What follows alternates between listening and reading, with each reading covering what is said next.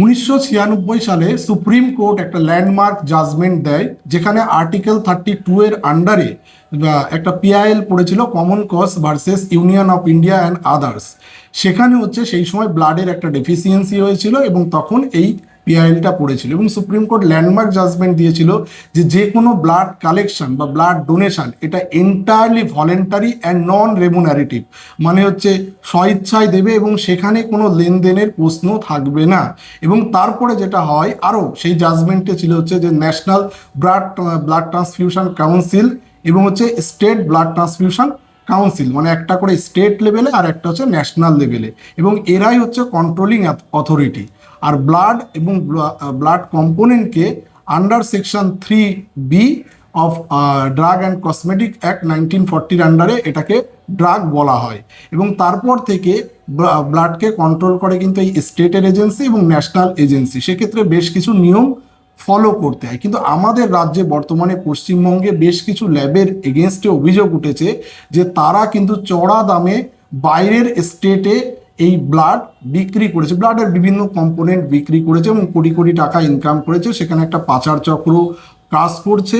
এবং এছাড়াও আরও অভিযোগ উঠেছে যে যে সমস্ত ব্লাড তারা যখন কালেকশন করতে গেছে তখন দেখা যাচ্ছে যে ব্লাড ডোনারদের কোনো কোনো তাদের রেমুনারেশন দিয়েছে, একটা জায়গায় দেখা যাচ্ছে যারা ব্লাড ডোনেট করেছে তাদের ফ্যান দেওয়া হয়েছে, কিন্তু সম্পূর্ণ এটা অনৈতিক। যে নিয়মটা হয়েছে আমাদের দেশে কোনো প্রফেশনাল ব্লাড ডোনেশন সম্পূর্ণভাবে বন্ধ 1996 সালের ওই ল্যান্ডমার্ক জাজমেন্টের পর থেকেই। কিন্তু দেখা যাচ্ছে যে ফ্যান দিয়ে ব্লাড কালেকশন করা হয়েছে। আবার দেখা যাচ্ছে যে ব্লাড কালেকশন করতে গিয়ে কোনো কোনো ক্লাবের পিছনে লক্ষ লক্ষ টাকাও কিন্তু খরচ করা হয়েছে। এই করে দেখা যাচ্ছে সেই ব্লাড কালেকশনের পরে অতিরিক্ত ব্লাড কালেকশন করেছে এবং তাতে কি হয়েছে, কোয়ালিটি কম্প্রোমাইজ হয়েছে। শুধুমাত্র ব্লাড কালেকশন করলেই হয় না, অনেকগুলো নিয়ম থাকে, যেমন ট্রান্সমিসিবল ডিজিজ থাকতে পারে, সে ইনফেকশন থাকতে পারে, তার জন্য কিছু নিয়ম আছে, যেমন হচ্ছে hepatitis B, hepatitis C, HIV বা এইডস, সিফিলিস, ম্যালেরিয়া, এগুলো ম্যান্ডেটরি পরীক্ষা দরকার হয় যে সেরকম কিছু আছে কিনা। কিন্তু আমাদের দেখা গেছে যে সেখানেও কিন্তু কোয়ালিটি কম্প্রোমাইজ হয়েছে। আবার যে সমস্ত যারা ব্লাড কালেকশন করতে পারে, যে সমস্ত ব্লাড ব্যাংকে কাজ করার অভিজ্ঞতা আছে, যে সমস্ত মেডিকেল অফিসার, তারা না গিয়ে কোথাও কোথাও দেখা যাচ্ছে যে ওই সেবাশ্রয়ের মতো যে স্টুডেন্ট পাঠানো হয়েছে বা নার্সিং প্রফেশনের কাউকে বা ট্রেন কাউকে, কোনো অন্য কোনো স্টাফকে এরকম পাঠিয়ে দেওয়া হয়েছে বলে অভিযোগ উঠেছে। তো সেই ক্ষেত্রে কিন্তু মানুষের লাইফ বা এই ব্লাডের যে কম্পোনেন্ট সেই কালেকশন নিয়ে কিন্তু একটা কম্প্রোমাইজের প্রশ্ন কিন্তু উঠেই যাচ্ছে। এবং দেখা যাচ্ছে যে স্বাস্থ্য ভবনের তরফ থেকে এখন বিভিন্ন জায়গায় রেড করা হয়েছে এবং রেড করে কারো কারো লাইসেন্স ক্যান্সেল করা হয়েছে এবং কারো কারো কাজকর্ম পুরো বন্ধ করে দেওয়া হয়েছে। এইবার প্রশ্ন উঠছে যে এর আগেও প্রশ্ন উঠেছে যে স্বাস্থ্য ভবনের তরফ থেকে বা এই যে ব্লাড ট্রান্সফিউশন কাউন্সিল যেগুলো রয়েছে স্টেটের আমাদের, তারা এনওসি দিতে রাজি হয়নি। কিন্তু দেখা যাচ্ছে আগের সরকারের কোনো নেতা বা মন্ত্রী তারা ক্ষমতার বল প্রয়োগ করে কিন্তু এনওসি বের করেছে, এমন অভিযোগও উঠেছে।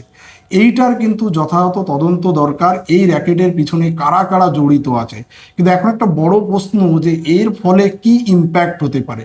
দেখুন, ইম্প্যাক্ট হতে পারে, আমি যেহেতু একজন সরকারি মেডিকেল কলেজের ডাক্তার, তো আমার কাছে এমন নয় যে শুধু সরকারি হসপিটালেরই ফোন আসে, সেক্ষেত্রে বাইরের অনেক জায়গা থেকে ফোন আসে রাতের বেলা, অনেক রাতে, কারণ একটা ব্লাডের যে কতটা দাম, তারা যখন মানুষ যখন সমস্যায় পড়ে তারাই একমাত্র এই ব্যাপারটা বোঝে। এবার ছোট ছোট যে সমস্ত নার্সিংহোমগুলো আছে তাদের হয়তো দেখা যাচ্ছে ব্লাড ব্যাংক নেই, তারাই কিন্তু সমস্যায় পড়তে পারে, কারণ তারা হচ্ছে তাদের ব্লাড ব্যাংক নেই, তারা এই সমস্ত ব্লাড ব্যাংকের উপরেই নির্ভরশীল।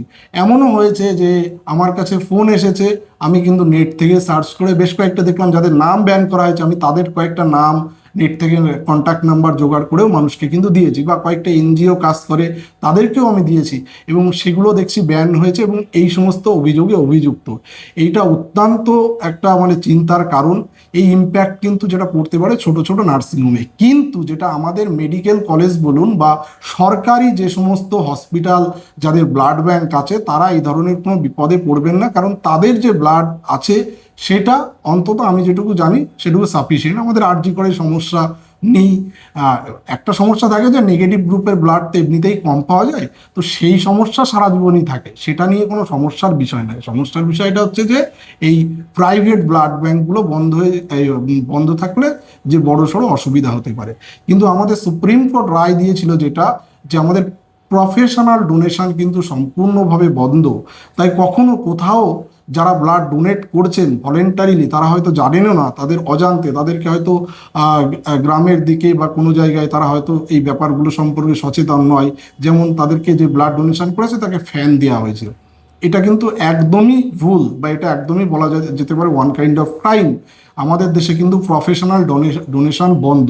তাই যারা ব্লাড ডোনেট করবেন তারা দেখবেন যে এই ধরনের ব্লাড ব্যাংক থেকে কোনো রকম কোনো প্রলোভন দেয়া হচ্ছে কিনা, বা আরও অভিযোগ উঠেছে লক্ষ লক্ষ টাকা কিন্তু খরচ করা হচ্ছে বিভিন্ন ক্লাবের পিছনে। এই ধরনের অভিযোগ আসলেই অতি সত্বর এই স্বাস্থ্য ভবন বা আমাদের প্রশাসন কর্তৃপক্ষকে জানানো উচিত। ব্লাড ডোনেশন একটা মহৎ দান, এখান থেকে কেউ পিছিয়ে আসবেন না, কিন্তু তার সাথে একটা জিনিস মাথায় রাখবেন যে এটা সম্পূর্ণভাবে কিন্তু ভলেন্টারিলি, এবং কোনো রকম কোনো টাকা পয়সা বা কোনো গিফটের বিনিময়ে কেউ কিন্তু ব্লাড ডোনেট করবেন না। তাহলে এই যে যারা পাচারকারীরা, তাহলে কিন্তু তারা আরও বেশি এটার সুযোগ পেয়ে যাবে। এবং আমি স্বাস্থ্য ভবন বা কর্তৃপক্ষের কাছে অনুরোধ করব, যারা যারা এই পাচার চক্রের সাথে যুক্ত তাদের এমন শাস্তি দেয়া হোক যাতে এই ধরনের ক্রাইম ভবিষ্যতে যেন আর কোনোদিন না হয়।